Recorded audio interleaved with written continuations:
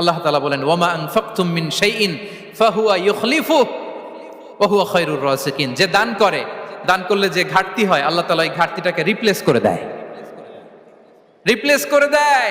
বিষ্ণু ইসা ইসলাম বলেছেন মা নাকাসা মালু আবদিন মিন সাদাকা। চ্যারিটি করলে, দান করলে আল্লাহ তার সম্পদ কখনো কমায় না।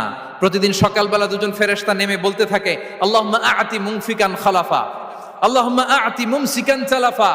ফেরেশতা দুজন বলে আল্লাহ, যে দান করলো, দানের কারণে যে ঘাটতিটা হলো এটা তুমি মেক আপ করে দাও, এটা তোমার পক্ষ থেকে বারাকা দিয়ে রিপ্লেস করে দাও। আর যে ধরে রাখলো, কৃপণতা করলো, ওর সম্পদকে আল্লাহ তুমি ধ্বংস করে দাও। ওয়াল ইয়াদু বিল্লাহ। আমরা যেন দান করি। এরপরে বিষ্ণু ইসা ইসলাম বলেছেন বেশি বেশি হজ উমরা করলে, বেশি বেশি যদি কারো সাধ্য থাকে, ফিনান্সিয়াল ক্যাপাসিটি থাকে, বেশি বেশি হজ উমরা করলে তার রিজিকে বারাকা নেমে আসে। সব শেষে হচ্ছে দোয়া করা।